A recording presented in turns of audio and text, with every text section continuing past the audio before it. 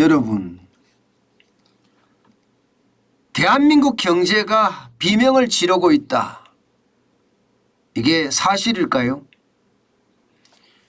정확히 사실입니다. 그 대표적인 것은요, 이겁니다.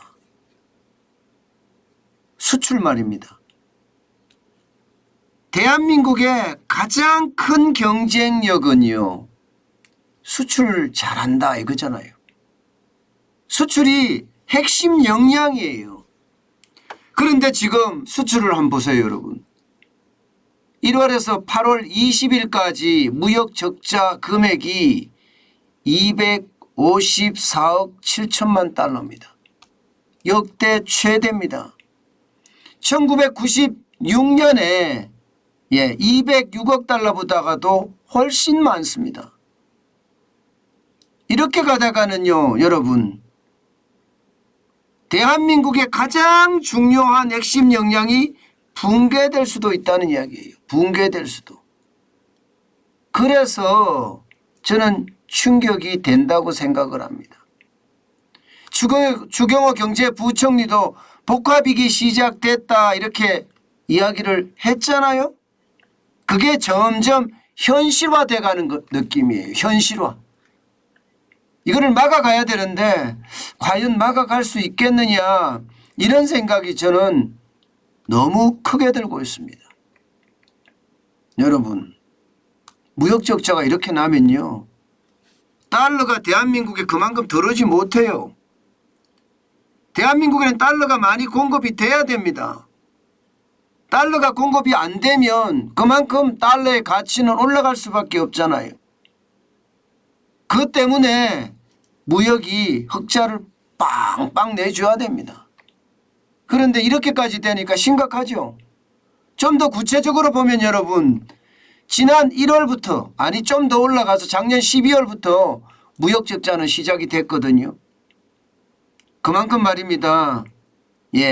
수출 환경이 좋지 않다는 이야기죠. 12월에 4억 3천만 달러 적자를 내더니 1월에는 49억 500만 달러를 냈습니다. 2월 3월은 흑자가 나더니 이것도 조작된 흑자죠. 대통령 선거 앞두고 조작했거든요. 그리고 4월, 5월, 6월, 7월, 8월 내리 계속 적자를 내고 있습니다. 이대로 가면요, 5개월 연속 적자란 말도 이제 나옵니다. 왜냐고요? 8월 달을 보세요. 8월 1일부터 8월 20일까지 적자 규모가 102억 1,700만 달러입니다. 이것은요, 일주일 만에 만회할 수 있는 지표가 아니에요. 굉장히 어려운 지표입니다. 게다가 지금이 8월입니다. 8월. 어떻게 생각하면 7, 8, 9는 수출 비수기라고 이야기할 만큼 어려울 때거든요. 그렇다고 하면 무역수지 적자 폭은 더 커질 수가 있다는 이야기가 되는 건가요? 그래서 복합위기가 현실화된다는 이야기를 하는 겁니다. 환율이요? 환율도 지금 장난 아닙니다. 보세요. 어저께 장중에는요, 장중에 1340.2달러를 넘어섰습니다. 마감 달러가 죄송합니다.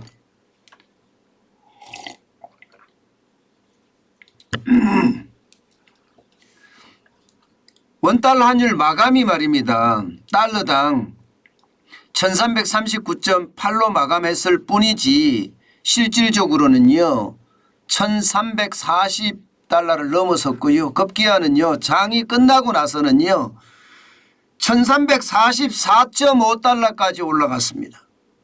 아마 오늘도 1340달러를 찍어서 자칫 잘못하면 1350달러에 육박하지 않겠느냐 이렇게 이야기합니다. 이렇게 되면 2009년 말입니다. 2009년 이후에 지금 최고치입니다. 13년 만에 최고치예요. 정부는 다른 나라들도 돈의 가치가 떨어지기 때문에 걱정하지 마라 이렇게 이야기하지만 시장은 말입니다. 비명을 지르고 있는 것도 사실이에요. 환율이 폭주한다는 이야기를 하거든요. 폭주. 그만큼 말입니다. 환율은 인정사정 없이 지금 오르고 있습니다. 이게 진정될 기미도 또 안 보여요. 그래서 더 심각하다 이렇게 생각을 합니다.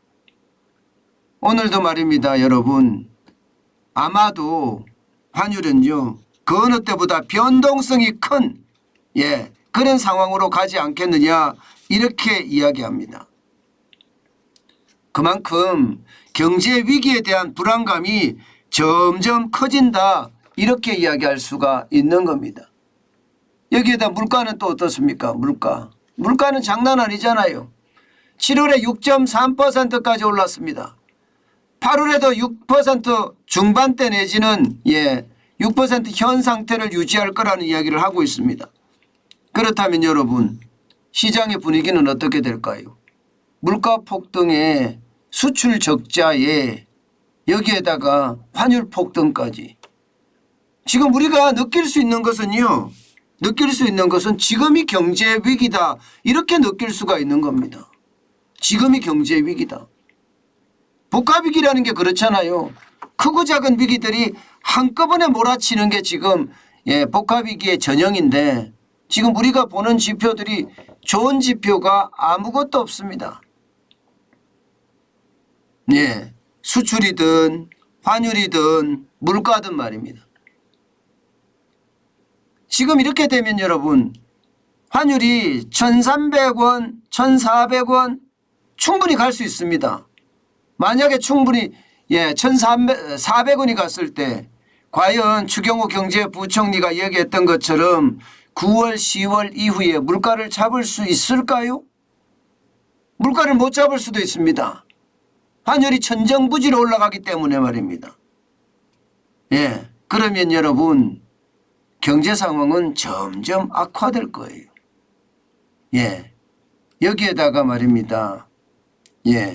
지금 수출은 최악의 상황으로 간다 이렇게 이야기하거든요. 수출은요. 지금까지 모두 보여준 지표 중에 환율이나 물가나 이게 수출이 흑자가 잘 나면 다 좀 가라앉힐 수 있는 요소들이에요. 그래서 무역 적자가 지금 위기의 근간이다, 뿌리다 이렇게 이야기합니다. 지금 8월 1일부터 8월 20일까지 수출입 실적을 보면 말입니다. 수출은 3.9% 늘어나는데 그쳤거든요. 334억 2,400만 달러입니다. 수입은 무려 22.1%가 늘어났습니다. 436억 4,100만 달러로요. 그러니 무역 적자가 102억 1,700만 달러까지 늘었잖아요. 그런데 지금 더 위험하고 또 한국 경제가 비명을 지른다 이런 이야기 제가 표현을 썼던 것은요. 바로 이 때문입니다. 석유 제품은 109.3%가 늘었고 자동차도 22%가 늘었고 선박도 15.4%가 늘었지만 대한민국의 주력이라고 이야기하는 반도체는요. 7.5%가 줄었습니다. 전체 수출에서 반도체가 차지하는 비중은요. 적을 때가 15%고요. 많을 때는 20%입니다. 많을 때 20% 가져가는 반도체가 지금 마이너스 7.5%가 됐다는 것은 앞으로 암울하다는 이야기가 돼요. 앞으로 암울하다. 게다가 스마트폰 대한민국 전 세계 1등이잖아요. 무선 통신기기가 24.6%가 줄어들었습니다. 어마어마하게 줄어들었죠. 게다가 말입니다.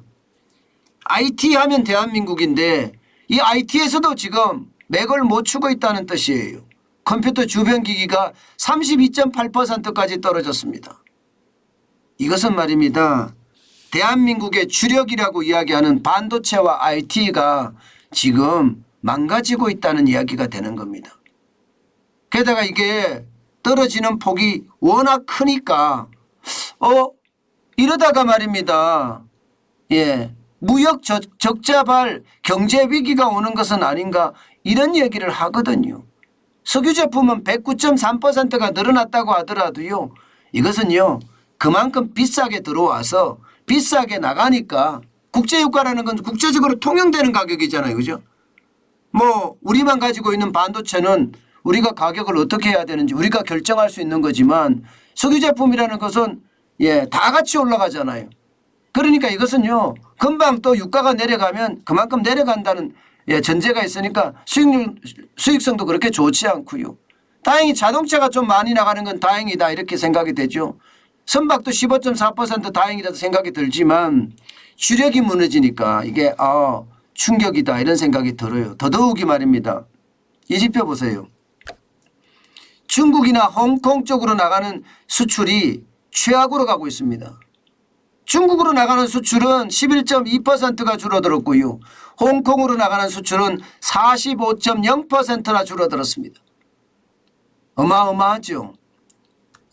이게 싱가포르가 115.7%가 늘어났고 유럽연합이 19.8%가 늘어났다고 이야기하지만 중국만 봤을 때 대한민국의 수출 비중은요 거의 25% 가까이 됩니다. 물론 5월까지 따졌을 때는 23.4% 줄어들었긴 하지만 전체 수출 중에서 23%에서 25%라는 것은 어마어마하잖아요. 홍콩도 마찬가지입니다. 많을 때는 5%가 넘습니다. 비중이. 그런데 45%가 줄어들었어요. 그러면 여러분 중국의 경제가 둔화된다. 아니면 중국이 알게 모르게 한국 제품을 차별해서 수출을 덜 들어오게 한다. 뭐 이렇게 여러 가지 해석이 가능하죠. 중요한 것은 반도체도 그렇고 ICT도 그렇고 지금 중국 쪽으로의 수출이 그만큼 줄어든다는 그런 결론밖에 생기지 않는 거예요. 결국 장기적으로 말입니다. 우리 경제가 어려워진다는 이야기가 되는 거예요. 저는 이것이 말입니다. 이것이 결국 우리 경제 전체하고 맞물리면 심각해진다. 저는 이렇게 생각을 하거든요. 그만큼 말입니다. 대중국 무역 수지가 계속 적자로 일어나니까요. 5월, 6월, 7월, 8월 자칫 잘못하면 4개월 연속 대중국 수출이 마이너스가 될 가능성 굉장히 높습니다. 그 수치도 적지는 않습니다. 5월에는 10억 9,900만 달러였죠. 6월에는 12억 1,400만 달러, 7월에는 5억 7천만 달러예요. 8월에는 20일까지 6억 6,700만 달러. 그러니 무역 적자발 경제 위기가 온다고 해도 과언이 아닙니다. 과언이 아닙니다. 그만큼 말입니다. 상황이 나빠진다는 이야기. 문제는 여러분 지금 제가 말씀드리는 무역 적자가 심각하다 이거 하나 있잖아요. 여기에 부채까지 합치면 어떻게 될까요? 기업의 부채 장난 아니죠. 가계 부채 장난 아닙니다. 이 부채까지 만약에 합쳐진다면 곡소리가 비명소리가 곡소리가 된다 이렇게까지도 이야기할 수 있을 겁니다. 그만큼 한국 경제의 상황은 녹록치 않다는 이야기입니다. 한국경제연구원에서 2022년 경제 전망을 내놨는데 이 내용도 보면 여러분 심각합니다. 2021년에 대한민국 경제 성장률 4% 정도 성장할 거다 하고 2022년을 예상을 했지만 저는 실질적으로 말입니다. 2.4%로 내렸어요. 2021년 실적이 4%고 올해 실적이 4%까지 갈 수도 있다 하는 그런 예측도 나오다가 지금은 2.4%까지 떨어졌으니까 거의 반토막으로 떨어지고 있는 거죠. 근데 중요한 것은 여러분 보세요. 민간 소비가 떨어진다는 거예요. 소비가. 민간 소비가 떨어진다는 것은 여러분 충격입니다. 작년에는 3.6% 성장을 했지만 올해는 3.2%까지 떨어진다는 이야기가 나오잖아요. 소비가 우리 경제 성장률에서 차지하는 비중이 말입니다. 많게는 45%까지 올라가거든요. 적다고 하더라도요 40%까지 차지는 하거든요. 물론 나머지는 이제 수출이 차지하죠. 수출도 거의 35%에서 40%, 좀 많게는 40%가 넘어설 때도 있습니다. 근데 소비가 무너지면 경제가 점점 어려워진다는 이야기인데 그만큼 지금 소비가 무너지고 있다. 사실 말입니다. 돈이 없어서 쓸 돈이 없다 이렇게 이야기하잖아요. 버는 돈이 줄어드니까 쓸 돈이 없다고 이야기하죠. 설비 투자 성장률은 올해 마이너스 2.8% 될 거라고 합니다. 작년에는 8.3%였지만 완전히 빠지는 거죠. 세계 경제가 침체하고 있다는 증거잖아요. 소비자 물가는요. 작년에 2.5%였지만 올해는 5.3%까지 간다 합니다. 결국 한국경제연구원이 이야기하는 것을 보면 말입니다. 대한민국 경제는 지금 비명을 지르고 있고 자칫 잘못하면 최악의 복합위기가 터진다 이렇게 결론을 낼 수 있습니다. 문제는 올해가 아니잖아요. 내년이잖아요. 올해까지는 어떻게 버텨나간다고 하지만 3분기 4분기 계속 나빠져서 내년까지 이어진다면 여러분 이게 어려움이 점점 가중이 돼서요. 자칫 잘못하면 펑 하고 터집니다. 그게 복합위기가 터졌다 이렇게 이야기할 수 있는 겁니다. 그런데 그럴 가능성이 굉장히 높다는 것. 그게 지금 현재 지표들이 말해주고 있습니다. 많은 지표들이 말입니다. 3분기가 어렵고 4분기도 어렵고 내년은 더 어렵다. 이게 현실입니다. 그렇게 되면 지표들은요. 결국 말입니다. 우리 경제의 위기로 점점 가리키게 될 겁니다. 저는 여러분들에게 누차 여러 차례에 걸쳐서 말씀을 드리지만 우리 경제가 착시가 굉장히 많습니다. 착시를 걷어내고 보면요. 우리 경제 진짜 성장을 했느냐? 저는 그렇게 생각하지 않거든요. 결국은 물가가 올라서 제품 가격이 올랐고 이게 말입니다. 기업이나 개인의 소득이 올란 것처럼 인플레이션이 그만큼 전체의 거품을 만들어냈다 이렇게 생각하거든요. 이 거품이 거칠 때는요. 인정사정 없는 게 현실이 될 거다. 이게 지금 제가 예상하는 진단입니다. 그만큼 우리는요. 위기에 대비하는 자세 반드시 필요합니다. 제가 여러분에게 현금을 쌓아야 된다는 이야기 많이 하고 있습니다. 지금이 아니 벌써부터 현금을 많이 쌓아가는 게 중요하다. 그 말씀입니다.